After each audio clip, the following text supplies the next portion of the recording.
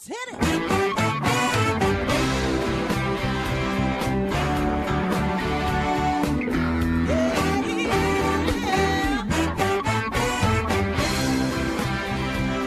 Hi, everyone, and welcome to Alzheimer Speaks Radio. I'm your host, Lori LeBay, and I'm so excited that you're joining us today. We are going to have a fascinating conversation, as usual, as we learn from people all around the world at all ages and stages of life. Stay tuned as we shift our dementia care from crisis to comfort. Here we go. What you think about, you will bring about.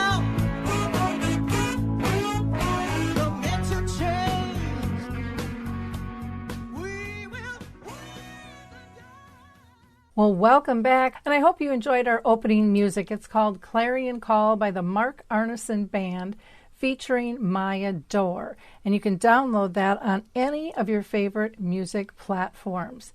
For those of you that are new to Alzheimer Speaks Radio, we're about sound information, not just sound bites, and our goal is to raise all voices, big and small, from those diagnosed to those that care and serve them, to advocates, researchers, and more.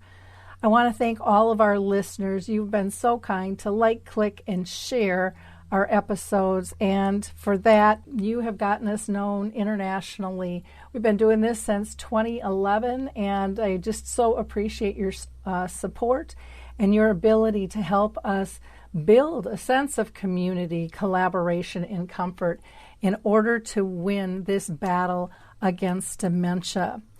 Now, some of you might not know, but November is Alzheimer's Awareness Month. It's also National Caregiver Month. And to celebrate that, we are going to be talking with two women who are working on a project to shift stigma by leveraging the arts. And so we're going to have a fascinating conversation. But before I introduce them, I just want to highlight a couple of our past shows. We had open mic the other day where we learned a lot about Dementia Action Alliance and some free online programs that they are offering for those living with dementia at home as well as those living in assisted living. We also had Larry Nisenson on, and he is with Genworth Insurance, and they have a program called Care Scout. And so we talked about caring, careers, and COVID. Fascinating discussion and really exciting about what their company is offering corporations. We had Roz Jones on not too long ago, and she also talked about, what kind of paperwork do you need to get in order? What are some of the timelines for that? And then we also talked with IBM. They've been doing some research on speech patterns and artificial intelligence in Alzheimer's. And coming up, we, as always, have some fun shows. Our next one will be with Dr. Erin Blight talking about giving care as well. I also like to give some shout outs to some organizations. So I'm going to start out with one of my favorites, and that is the Memory Cafe Directory.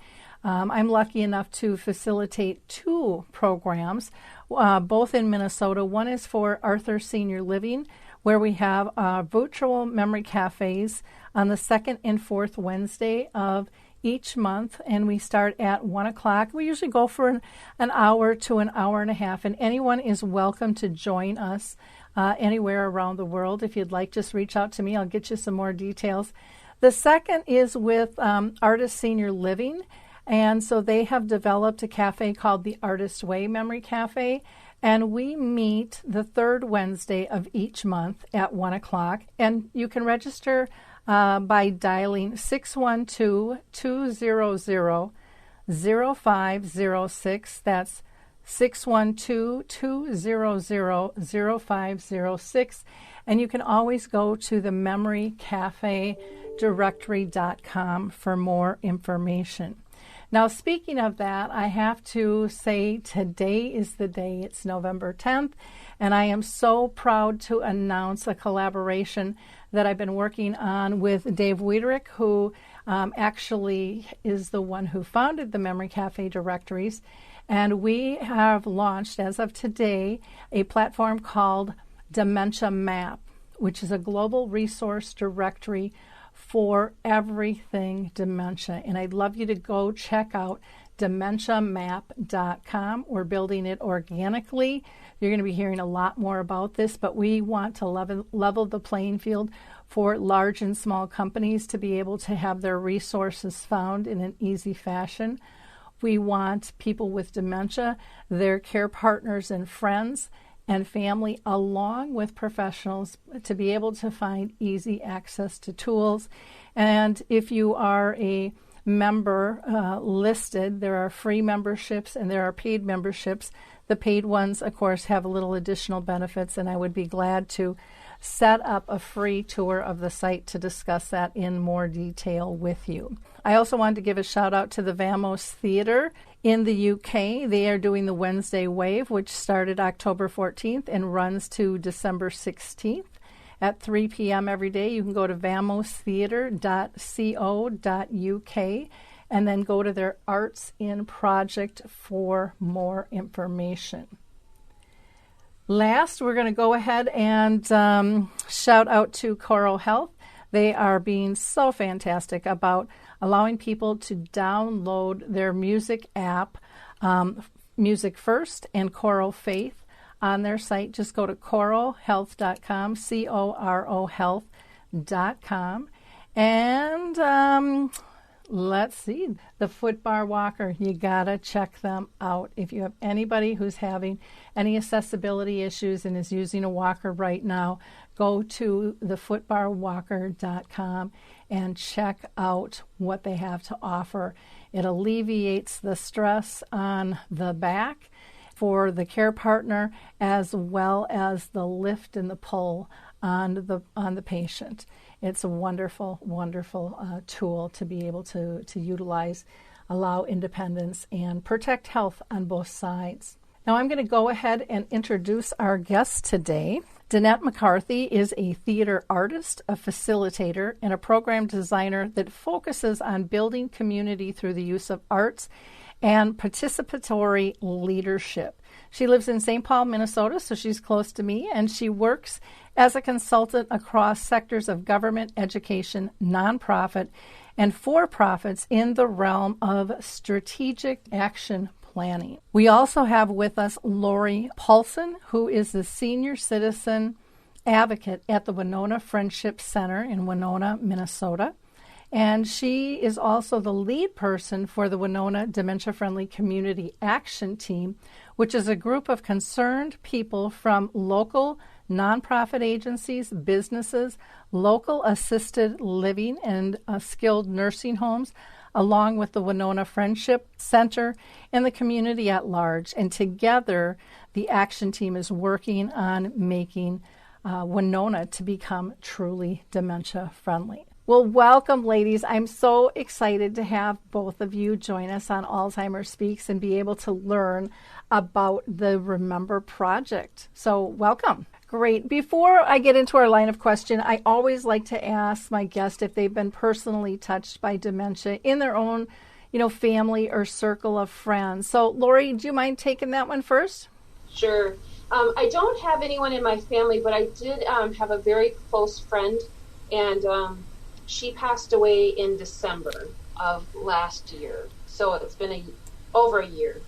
And she lived in a facility, and I would go visit her. And when I had my little boy, we were taking him for his 3 months pictures, and we went to her memory care unit, and he had his first blowout diaper. So I'm in her room changing him, and I have pictures of her with him as a 3-month-old. Okay, great. Yeah. And Danette, how about you? Have you been personally touched by dementia?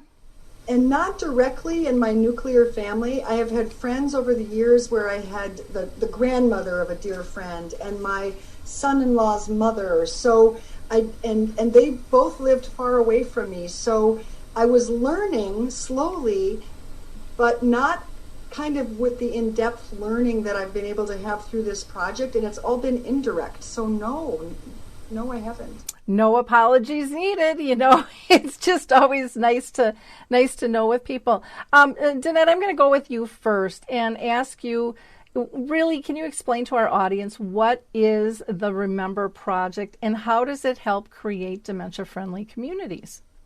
Well, this is a project that was initially imagined as a way to help open a community conversation, because it was very clear that this topic is not an easy one to talk about, and there was just such an importance to build community awareness. So we use theater, and that's a huge part of my background. We use theater as a tool to open these conversations. And back in 2012, Memory Care, an organization in Asheville, North Carolina, put out a call for one-act plays.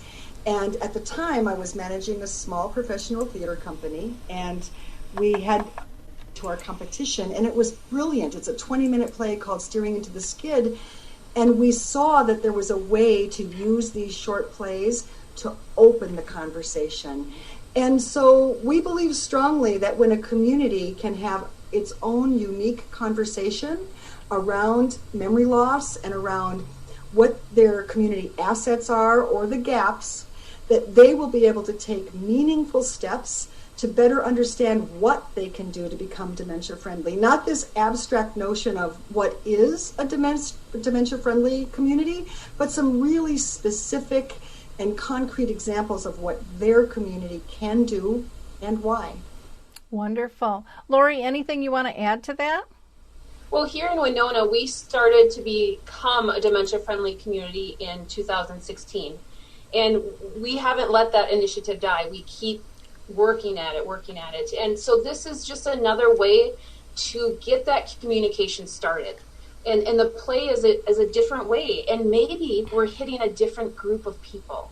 You know, maybe someone that is more artsy has never thought about talking about dementia-friendly before. And the people that are in the arts have power. And we're a very artistic-driven town. Wonderful. Well, I totally believe in the arts. I was involved with a play called A Timeless Love, or a film, I should say. And it's amazing the conversations that crop up. And, you know, people are just, they're blindsided, but in a good way, you know, because they get drawn into the storyline and they see real life being played out and they feel and sense the emotions of the characters. And it is wonderful to see these authentic conversations arise through art. I've been to a one-act play. It was a musical by Jonathan Brooke, who came to the Twin Cities and been on Broadway, the whole 9 yards. And, I mean, I kept bringing people back to the show. And the people I would bring would come back with somebody else. They're like, oh, somebody else needs to see this, because it's just storytelling in a different element. And it makes it comfortable and approachable and, really, really powerful. So very, very cool. I'm going to throw this back to Danette again. Why do you believe that theater is so effective? I mean, we just kind of talked about that, but, in terms of reducing stigma and really honing into specific conversations and thoughts and feelings like fear and isolation and, memory loss is just such a scary, scary word. It is. And your comments about Jonathan Brooks's work, they're the perfect example of why this is powerful. So when you can see a story on stage, and maybe you don't have a direct connection to the story, but if you can start to be part of that story, if you can put yourself in the position of one or more of the characters, you are able to then expand your own imagination around your own sense of possibility, your own sense of fear, your own sense of what if. Now, that's a very powerful thing all by itself. And most of us, whether it's a movie or music or a play, we might not even have a very lengthy or robust chance to talk about what we just saw. Well, this project takes that place that theater can bring you, and then it says, in the most, I think, gentle and inviting way possible, let's have a conversation now. And we try to do that with great care. And theater opens this door to both our head and our hearts and allows us to step into that place that might feel very difficult, very fearful, a place that is stigmatized. None of us wants to get separated from our memories. None of us wants to see any family member go through this. This is very difficult. And yet, without that invitation to say, you know what, let's talk about this, we can't do proper planning. We can't help our loved ones know what our wishes are. Yeah, very true. It's like just the most tender, beautiful way to help people have that conversation. Yeah. Lori, anything you want to add to that? Well, it's kind of, when you're reading a really good book, you want all your friends to be reading that really good book. And so this is exactly what Danette said. You see this play, and it can touch you, definitely, in different ways. And you want to share that with someone else. And so this gives us that opportunity. It would be kind of a sin to watch this play in a theater and just walk away from it afterwards. Because there's so much to unpack. And after the play, you don't stop thinking about Tim and Amanda. I mean, they'll come into your mind. And what are they doing now? How are things going? Yeah, I think that's really true when you said, it would almost be a shame to have it in a theater where everybody can walk off because everybody's coming from a different spot.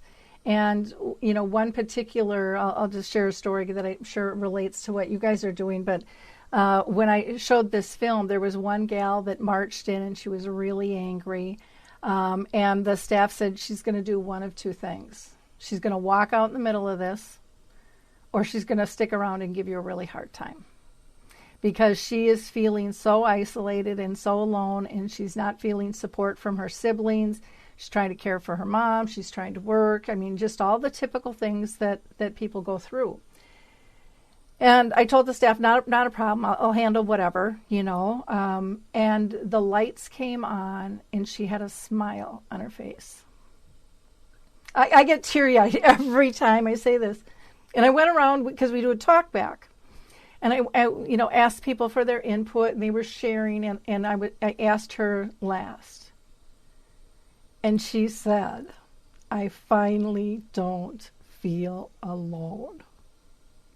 And it was like, that's the power, to take someone who is so angry, so isolated, and to be able to calm their soul down and say it's going to be okay, and then to hook them up with people in the community that truly understand, that are there to support them. I've seen others where they end up meeting people and they walk out having conversations and sharing phone numbers because they've found a new friend, a new peer. So art is really, really powerful, and it should never, in my estimation, be undervalued in any stretch. I know I'm biased, and I couldn't agree more. And I want to point out one important thing, Lori, in your story. You took a leap of faith that might have made some of the others around you nervous. You were forewarned about this person and maybe these strong feelings, and quite negative, quite powerful, and yet you stayed calm and centered, and you knew that this invitation to be in community would be valuable. And maybe there was a part of you that might have been a little nervous. You had faith. You had faith in that step, and you invited it and you welcomed it, and hooray, hallelujah, you helped a person at least begin the journey of moving through that anger. And to not feel alone is huge. Yeah. Well, and I was that person at times. I had two brothers that I didn't think were stepping up the way they should, and I was ticked off at them. I was trying to fix them and get them to come to my side, and all that energy that you spend doing that. And but I also was the person who, after with my mom, lived with it for 30 years, found the gifts wrapped in it, found the joy, and knew I had something to share with that, as well as the film. And so that combination of, again, letting people be wherever they are. And I have said from day one on this journey, and feel even stronger today, people have to be allowed to feel their emotions. We have to recognize them, because we can't push through them if we don't recognize them, if we don't validate them. Same with services. We are never going to get the services we need if we don't have these conversations, which to me was just like a whack on the head when I first stepped into the space. Like, why aren't we talking about this? This need is great, but everyone's just trying to shove it back in the closet. And it's like, okay, the closet door's off now. They're not going back in there. We need to have these conversations. We have to stop being fearful. We live life adapting. This is just one more scenario we have to adapt and do better with.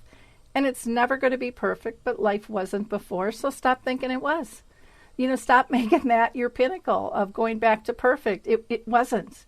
Never has been. You've made mistakes. Others have made mistakes. That will continue. You can't be happy unless you feel sad. There's that whole yin and the yang that I think people have to value, and the power of plays and movie and art allow people to not only express it but feel it. And when that creeps through a room, when you see others pulling out tissues or laughing together as perfect strangers, there's just this connectiveness that just happens. And you can't really explain it, but there's power in those connections. And there are small, tiny things, I think, that sometimes we overlook and devalue. And it really opens up, I think, one's eyes and hearts to say, we can't do that anymore. We have to spread more joy and more connection. Absolutely. Wise words. And I can just picture it, Lori, this, because every audience is different. Mm-hmm. And yet that ripple is always there. It might be kind of a big, robust, rambunctious type of ripple, or it might be more quiet, but you can feel it. And we've learned to see that you can feel that even virtually, which is amazing. We'll probably talk about that more, but you know that experience, and it's exciting for me to hear you speak with such wisdom and certainty, because again, that in itself, I think, encourages people who might be afraid to talk mm-hmm. about this topic or to enter the conversation. I think that's what you're doing here when you're telling that story, is you're helping people feel the confidence to take the step. Well, and we even did one film where the film didn't show up. They put us in a room where we couldn't darken the room. So I'm like panicking, going, okay, I can do another program. I go up to the executive director, and he said, Lori, look at him.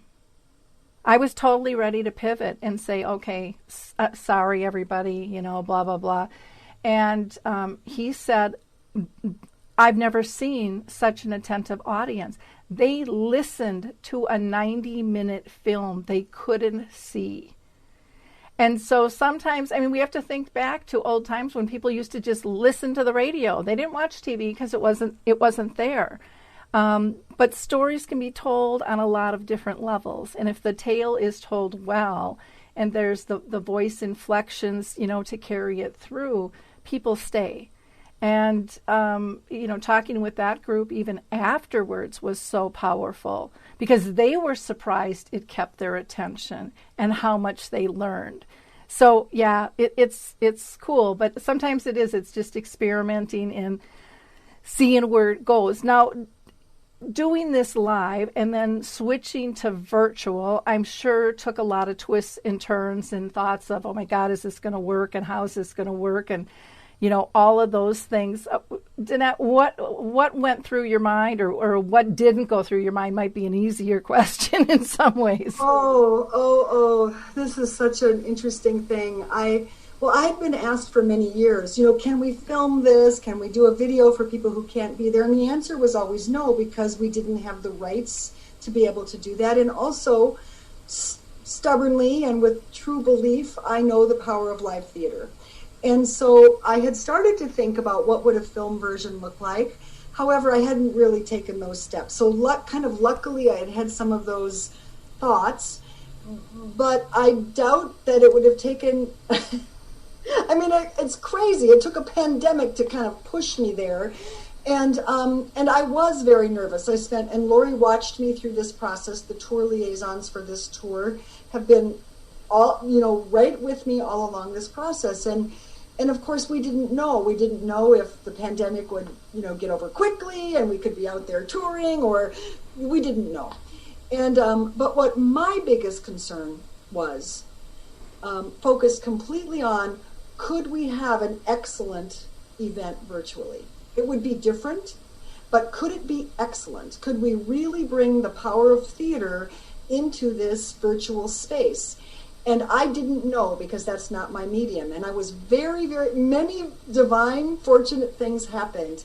And I ended up being surrounded, and now by 9 people on a dream team. I call them the dream team. And they answered questions and helped me think through how to hold us to this highest standard of theater in a virtual space. And so we created not a film, because I don't know how to do that, and that's very expensive too. We created a theatrical video. It did use 3 cameras. We did use wonderful sound and a stage, but we created a theatrical video, and we did that toward the end of July. And then we spent much of August doing the editing and preparing, and we did some previews. First of all, we shared within the launch conference for the tour liaisons and the teams, and then we did some previews. And it wasn't until we got through the previews that I could feel complete confidence that this would work. We got good feedback through a survey system. But this process of creating a virtual event was a process of letting go of some things and embracing some things. And yes, it was very difficult, in part because, quite honestly, my standards are really, really high. I am not willing to bring a so-so product into this conversation. The audience members deserve an excellent piece of art, and the excellence of the art will help have a really excellent conversation. So yes, it was difficult, and it was quite a process. We were one of the amazing, fortunate things. I got a phone call in early March from a department chair at the University of Wisconsin River Falls saying, "We have a student on the ground in Germany who has to come home, and she needs a full-time internship. Can you take her?" Oh, wow. From the Department of Stage and Screen Arts. And without Hannah Robb, we would not have been able to do this. So, that's what I say. We've got some divine things happening. So yes, it was hard and extremely rewarding. Wow. Lori, how did you feel about trying to transition it to virtual in terms of being part of the dream team? Yeah, I could see that it was a really tough decision for Danette and Jim, who are the 2 actors in the play, because that's all they know. I mean, you go into theater to be in theater, not to video it. So when we found out that the pandemic was not going away, and we still wanted to do this project, we just had to. First, we looked at doing live theater via Zoom, but then all of a sudden, someone convinced Danette that it had to be filmed, and it's. We saw a rough, not a real rough cut, but kind of a rough cut, and it was beautiful. It was great when we saw it in the launch conference, and then they went and edited it some more, and it's great. You still get that feeling of you're at a play. You're just in your own home. And that's the thing. We are getting people that would never go to a play. Maybe they have social anxiety. Maybe they don't like to be around a ton of other people because of germs or whatever. So we are reaching people, a segment of people that we would not have reached with a live theater. We have the possibility of reaching more people because we're not limited to the size of a theater. And the best thing that I like is we're able to reach like people that live in Winona, but maybe their brother, maybe their sister, maybe their other relatives that live in Washington, D.C. or Florida. They can Zoom in at the same time and have this conversation and this realization together. And that would not happen without it being the way it is on Zoom. Yeah. And talk about building community. I mean, that is, you're strengthening family, you're strengthening community. And Lori, it's so important what you just said. This is something that, I might have known and believed in with regard to access. However, there's a shame on me that's been going on, and I'm not beating myself up. At the same time, this is very true. Live theater has always and will always, for whatever reason, leave people out.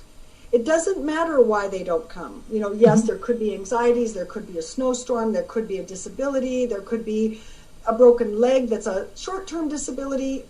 It doesn't matter. Whatever the reason, the people who haven't come in the past now have a way to participate if they'd like to. And that's a very emotional thing for me as a theater artist. I mean, to both admit it and own it and step into that space of saying, we can have a bigger audience, and that will be very rewarding, and that will be very fulfilling. Well, and you being the actor, Danette, this is one thing that I've kind of thought about. What do you think when you are now watching people watch you act? You didn't get to do that as an actor on the stage. You couldn't see people's reactions. You could maybe hear their laughter or maybe their gasps or something like that.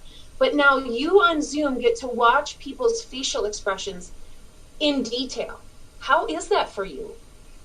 It's so interesting. I mean, no one's asked that question yet, and Jim and I have talked about it a little bit. So for Lori, Jim plays my husband in the play. So we play husband and wife, Amanda and Tim, and it is a very unusual experience. It's really rewarding. It is, you get filled with curiosity about what are they thinking and what are they feeling, and even watching ourselves, it takes quite many number of watchings before you can start to feel comfortable, because the first dozen times it's all about, oh wow, I blew that, that line wasn't right, what was that strange gesture, you can't shut off the critic. But now that doesn't happen anymore. Now we can listen to the words and watch the play, and as you said, we can watch the audience in a way that you can't, you really don't dare in live theater. You really don't dare watch too closely, because you can be taken out of that moment. You can get distracted and suddenly, you've lost your place. So it's an entirely different experience, and it's really rewarding, because you can see that people are connecting. Yeah. And that was a great question, Lori, to ask. Now that you can see the audience, how does that make you feel? Because I think, you look at, the late night show where they had no audience or no anything, and they're like, oh, give me a laugh, give me something, and how difficult that was. But when you're able to see, even if you can't hear, their laughter, you can see their visual expressions, and it makes a huge difference. So when you originally designed this, did you foresee the expansion of your audience at all, or did that just kind of organically happen? Like Lori, you had mentioned that you could all of a sudden invite out of town relatives to join, or friends. Was that part of the big picture initially, or did that just kind of happen? Well, it was not part of the big picture to have a virtual experience. I mean, again, we've been asked many times about creating a video or whatever, but we never restricted the host community from inviting whomever they wanted. And it never occurred to me to say, and make sure that out of town relatives get invited. I mean, it never occurred to me. We just always let and encourage the host community to do what they wanted to invite people to the event. A live event, we always say, has three parts. There's the first part, which is a informal reception. It could be a luncheon, it could be appetizers, it could be a full-blown meal. But there's a period of about 45 minutes where the community gathers together, breaks bread, gets together. Then they watch the play together live, and then we have the conversation. In a virtual event, with that piece missing, we're trying to do some things that help, get people gathered. But it never really occurred to us to think about, that those dimensions changing. And so, yes, this was an odd, unexpected gift from the pandemic, to be able to be challenged to make the decision, will we wait, which seemed ridiculous to me. The problems that came with COVID-19 for people who are already feeling stigmatized, isolated, afraid, ramped up. So to me, it was not really an option to do nothing. We had to figure out what to do and how to do it. And this is another part of the bonus, as Lori said, to be able to invite people from different parts of the country. On Tuesday, we will have somebody from Delaware sitting in on one of the events. Yep. And how cool is that? Just to very cool. Because it just normally spreads the word of the work and what is possible. Anything you wanted to add to that, Lori? Well, what I'm Danette doesn't know this, how you and I met Lori. Lori LeBay was going to come to Winona to show her film, and COVID struck. Oh. So we, the people at my friendship center here, we were talking that when the Remember Project is done, which is, months away because there's 2 more plays coming, people in our community have had live theater, filmed. So why couldn't we do the Lori LeBay event over Zoom? Because when I saw the trailer to the film, A Timeless Love, I'm like, this has to come to Winona. It has to. So I was super disappointed that we had to cancel, but it's still an option, down the road. Yeah, virtually it's not though, because contractually the director and stuff won't allow that. Oh, they won't allow it on Zoom, huh? Nope. Would be nice, but yeah. So it's very difficult. The third play that we currently produce may not be the one we end up bringing virtually for our third one. We might need to use a different play, and that's fine too. We've talked about how important it is to the audience. Lori, how important was it to you as an individual, as a community leader, in terms of, what did it feel like the first time, you guys did one of these programs? What did that feel like when you actually okay, we've talked about it, we've walked through it a zillion times on what it's going to look like, but now it's actually happened. How did that feel and look like to you? I was a little fretting right before the 1 o'clock start time. I actually tried to call my mom, and she didn't answer. And then I tried to call one of the other tour liaisons, Marie, from Plainview, and just like, what did you say in the opening?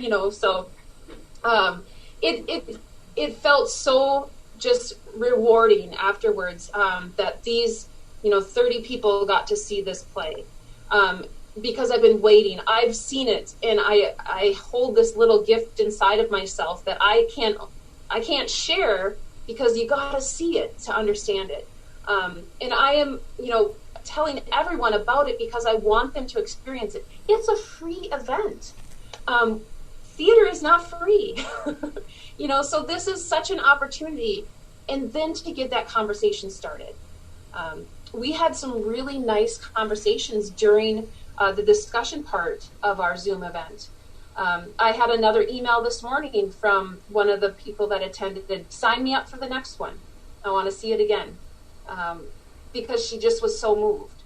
Yeah, and I found that to be really typical when I bring the film out, and I think I've shared that.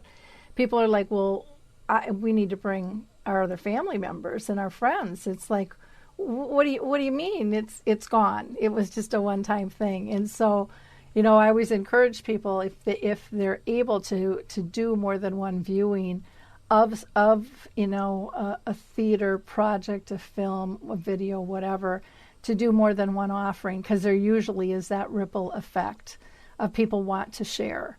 And it doesn't have to be the next day. It could be in a month or 2 months or, down the road, but just so that they know. Plus, it gives you an opportunity to stay connected to them, too, in the meantime as well. What was, Lori, what was the largest positive aspect of the project, for you and what you saw your audience say? Probably, I'm sure you got some feedback from them. I think it was the opportunity to be in a comfortable area, their home, to watch this. And if they had someone with them, they could watch it with them. It was just a really rewarding thing to watch people open up about the topic of dementia. And that's what we want. We want to reduce that stigma. We don't want people to isolate themselves. We have to isolate enough with the COVID-19 pandemic. Yep. We want people to reach out, and at the Friendship Center, we are using Zoom technology. You know, we've applied for 2 grants to get tablets into the homes of people that do not have technology. I've had people tell me, I don't want to touch technology, but now that the pandemic has lasted this long, they're desperate for that connection. And so we got to have that connection, that sense of community that we can't have in person over Zoom. And that's what I really appreciated, was people felt like one. That group of 30 people saw that film together and had a discussion about it, and they're taking that with them. Yeah. What are they going to do with it? Now we got to take that next step. What do? We tell someone else. We try to reduce that stigma. We bring up dementia at a work meeting, at a church meeting, whatever it may be. Mm-hmm. Wonderful. Danette, how about you? Anything you want to add to that? There's so many things. I want to say this one thing. Yes, abstractly, I've always known that people who work in health and human services are amazing. However, this project, whether it's live or virtual, has taught me over and over again for over 5 years now that the professionals who work in the field of aging are exceptional in so many ways. These, mostly women, sometimes you'll have men in the field, but mostly women, are incredibly dedicated, they're incredibly compassionate, they are unbelievable network weavers. You know, they're trying to help get and place volunteers, they're intersecting with seniors with all kinds of concerns and issues and life stories, and it feels so good to stand with them and to help support them. One of the things I was told early, I don't know which community, but I was told that it is so common that a family is in crisis before they come to find support, before they reach out for the resources. And when I really incorporated that into my thinking, when I really understood that, it just seemed like this incredible shame. You know, if you don't get the resources early, you're going to lose valuable time and energy as you spin and try to juggle all of those balls and manage all of those issues. And Miss Lori LeBay, it sounds like you lived that life. And, you know, to be able to connect with your community resources, to be able to have friends and neighbors who understand this challenge, this issue with memory loss, gives you a chance to just have the biggest life you can for as long as you can, because memory loss is a thief, and it's hard enough. It's hard enough, and yet these professionals who work, and the volunteers who work in the field of aging, they're angels. They're amazing people doing really hard work with great passion. And it is just a joy to support them, just a joy. Wonderful. Now, with the good comes the bad and the ugly and the disappointing aspects. Was there any of that in terms of going virtual, Danette? Well, you know, and my colleague Jim, if he were here, we do miss live performance. It is incredibly moving for us to be in that live room and to be interacting and to have both some informal time with the community and then the performance and the conversation. You know, over the course of 2.5 or 3 hours of being in the community for an event, you know, you go home feeling like you have all of those new friends. And so that is really difficult, that, you know, we're grieving that in truth. And also, you know, as I said earlier, a live event generally starts with a period of having a meal together. And that is something that we've had audiences of 150 to 200 people, because usually a sponsor provides that free meal and the free theater, and it's a wonderful experience for the community. So we haven't quite figured out how to do those things together. I bet we'll figure out something, but it is it is something we're grieving, that contact like everybody else is. We're missing being live with people that we care about. Yep.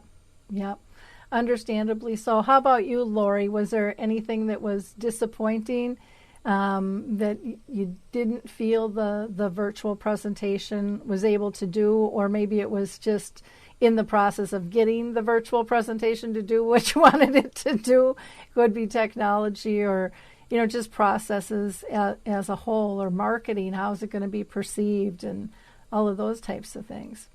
Yeah, it is a little bit unnerving when you're telling someone it's on Zoom, and some people might have a misconception about Zoom and what they're going to see. So that is difficult to get over that hurdle. I mean, I love going to theater. That live aspect, the breaking, like Danette said, the breaking of bread together. Nothing brings people together in Minnesota and Winona like a meal, So it's just a way to that people can kind of chit chat and get to know one another, and then see this beautiful piece of art, and then get the opportunity to talk about it. So, yeah, the meal part. In the positive side is it's a lot easier planning. Yep. I didn't have to find a sponsor for the meal. And kind of just take it another direction. Now the thing is convincing people that you can go on Zoom. With the event that we had the other day, I missed the first 2 months because I was troubleshooting with someone on the phone to get on the Zoom. My colleague, Laura Hoberg, she missed the whole play because she was troubleshooting with people the whole time. So she will see it again. But she said, even came into my office and said, the community conversation was wonderful, and coming from her, I was just so happy to hear that, because she wouldn't lie to me. I mean, she told the truth and spoke from her heart.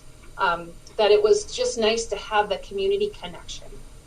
We have actually had many people over the years say, I really don't think our community will open up. I don't know if this community conversation thing will work. A lot of uncertainty about will they talk.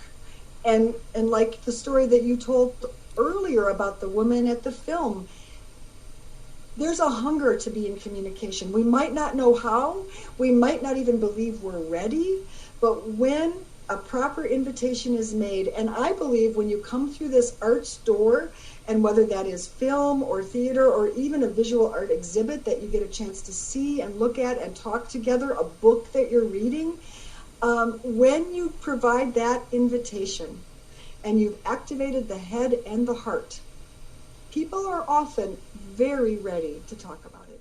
Yeah, they just haven't had the opportunity in a safe environment to do it.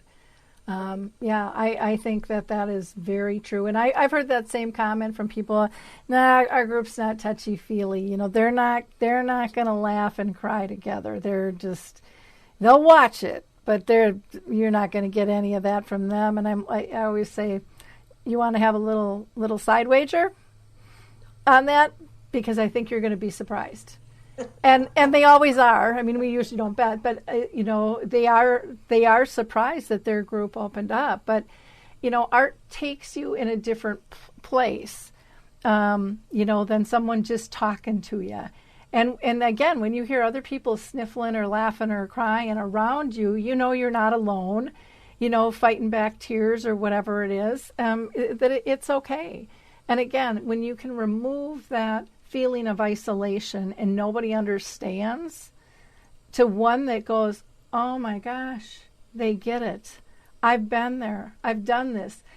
Is somebody following me? This looks like my story. I mean, you hear that sometimes too from people, so it's, we just have to get that conversation going. Lori, for bringing it to Winona, what was your, I guess, overall goal for Winona in terms of bringing this project to them? I know we talked about removing stigma. Was it to elevate the dementia-friendly community and awareness as a whole? Get new volunteers maybe and participants, or connect people to resources? What all were you guys thinking of? Well, with it being virtual and with the pandemic, your expectations change in my mind. And so we're maybe reaching a segment that we wouldn't reach, maybe like teens and young adults because of the virtual connection. People's schedules are very busy, so offering this at different times of the day and not having maybe that meal component. So what I hope to bring to the Winona community is to touch a segment that we maybe haven't touched and to reinforce that we are working to become a dementia-friendly community. I mean, it's been in the process since 2016. We're not there, and I don't think we ever will be there because there's always something more you can do.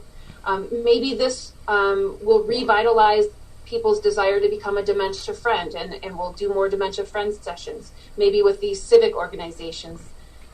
It would be great, like if you had a Rotary group or a Kiwanis group come and zoom into this play, just to maybe reach a new segment. Oh, they would be really interested, I think, most of them, to get the invite, a personal invite to that would be real interesting. And a lot of the Rotaries, will do some funding and stuff too, for groups and things. So very cool. Lori, I have to ask you, what was your favorite part of the virtual discussion? Was there one thing that just stood out for you that was like, yep, this was totally worth it? Boy, that's a tough question because I enjoy talking. I don't like silence. And so seeing the play, I think I've seen it 4 or 5 times. I see something new each time. And so that's what I like to share with someone else is, this last time I saw it, I really saw the heartbreak in Amanda. Her life that she had planned with Tim is changing. Her goals and dreams that they had aren't going to be the same that they were. And that's heartbreaking. And so just kind of sharing the differences that people see in the play, that they catch different things that I didn't catch. And then it makes me want to see it again. Just what touches people and how that can open up another dimension to your appreciation of the film. It's interesting you say about what people see differently and wanting to go see it again because somebody else picked up something. The film that I bring around, I've seen probably 200 times. And every time I see it, I see something different. I notice a teardrop, or I notice a facial expression or a gesture, or I miss something. And I'm fascinated. But, I walk in every time as a different person in a different space in terms of what's going on in my life. And, and that changes my perception of what I'm going to see in that film or what I'm going to relate to. And so I think that, that was a big aha moment for me, understanding that you can see this multiple times and walk away with totally different thoughts and priorities and feelings and pieces that you want to share because you're just in a different space than what you were before. Or maybe you found comfort if you saw it once, and so you get that part, but now it's like, oh, how'd I miss this piece? Because I was so indulged in this other portion. I got so sucked into that I didn't even realize this was going on. How about you, Danette? Did you have a favorite part of the virtual discussion that really hit you? Yeah, it's just so interesting. I mean, as I'm listening, several of the tour liaisons who've seen it many times now, they are sharing that because they're able to see it, they're seeing new things. Like, as you just said, they're seeing new things. And of course, Jim and I are seeing new things and seeing the story and our characters in different ways because we've never seen ourselves. So the virtual discussion is opening doors and windows to the experience that haven't been opened for us before. Now one thing's been true all along, and we see it in the virtual conversation as well. There seems to always be somebody in the audience who is kind of coming into the conversation for the very first time. They're maybe at the very early stages of wondering about a loved one or themselves, and so they're coming in publicly for the first time. And there's always one or more people in the audience who have been through the entire journey and have lost someone. So whether it's virtual or live, it's been really exciting and beautiful to watch how people help each other. And virtually, one other thing that has been amazing is that it works, that you can go into these small breakout conversations. And for me as a facilitator, that's been the most difficult thing, because I do facilitation afterward. To not be able to feel and read the energy in the room, and to really be able to sense, are we ready to move on? But instead say, in 15 minutes, we'll all be coming back. That has been very difficult for me, and it's working. I'm still learning a lot. We're still troubleshooting, and yet it's working. Even yesterday, when we had one small breakout room not be able to actually speak with each other and answer the questions, they came out of their breakout room with a fabulous insight about how the themes of the play and the theme of their breakout room about navigation just had an important relationship. And this idea of the title of the play, Steering into the Skid, that if you can steer into the skid, you're going to find the way safely out of that navigation issue. So yeah, it's been really rewarding. And that moment too of saying, oh, even with big technical difficulties, we can find our way. Very good point. And the title of the play is perfect, because a lot of times we want to just run and hide. Yes. We want to be in that denial stage. Everything's fine, because my gosh, if I admit it, I got to deal with it, and I don't have the time or the energy to do that, or the skill set. So steering into the skid and knowing that you will stabilize and you will figure this out, and you might take a different road than you had originally mapped out, but it can still be a wonderful trip. Absolutely. And this play, it's written by a husband-wife team, Arnold Johnson and Deborah Ann Percy, and they do a lot of playwriting together. And this one, in 20 minutes to share a year in the life of a very caring couple, it's a really amazing piece of writing. It's a really beautiful play, and it is perfectly titled, and it has humor and it has sadness, of course. But what a ride it is. Yeah. Every word is so valuable in that play. And I think about the playwrights as they're writing it. It's such a precision in their writing. Yeah. Well, like they say, for speakers like myself, you can go do a full day training, but when you're asked to do a 20-minute keynote, that's when the work comes. Slicing it down, and really being able to fill people and still give them something, and give them some guidance, as they're walking out the door. So people can learn more about the play by going to www.rememberproject.org, rememberproject.org, and you can email them at info@rememberproject.org. And Danette's email is dmccarthy, MCCARTHY@rememberproject.org.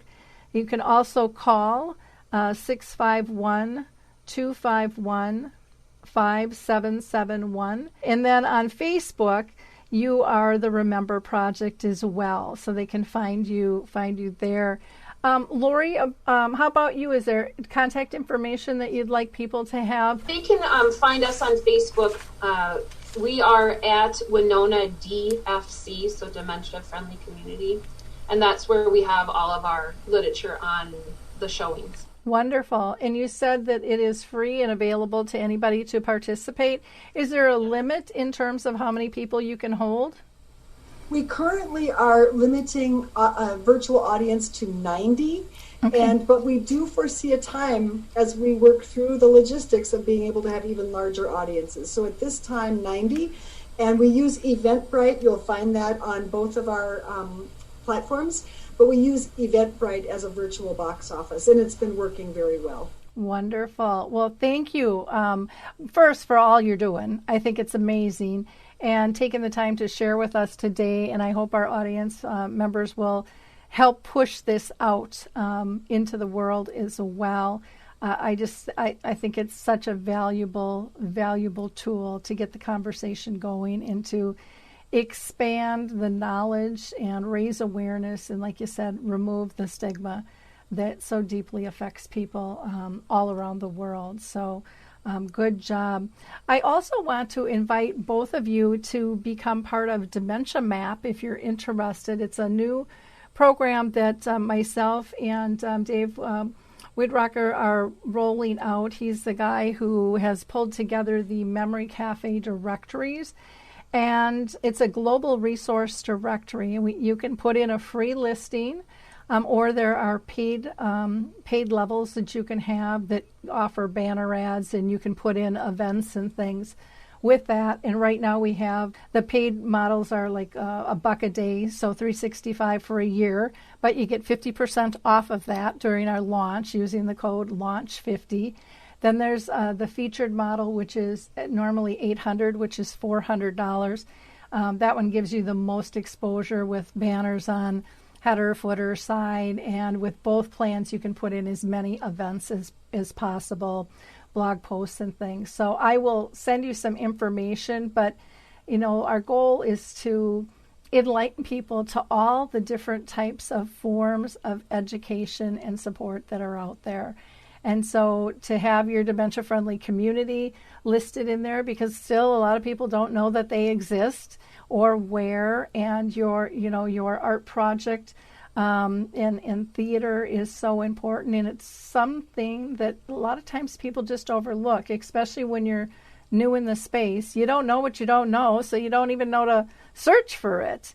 And we would love to have you be part.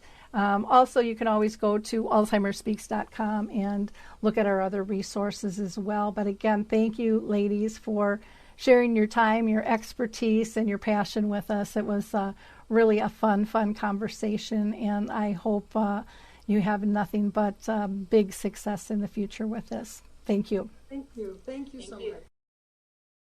Well, hi, I'm Lori LeBay, and I wanted to tell you about Alzheimer Speaks, which is another great podcast. You see, my own mother lived with dementia for 30 years, and I felt lost. Did you know every 3 seconds someone in the world is being diagnosed with dementia? Odds are it's going to hit your families too. We want to help you connect to services, products, tools, research, and stories so you can be prepared. Please subscribe to Alzheimer Speaks on your favorite podcast platform.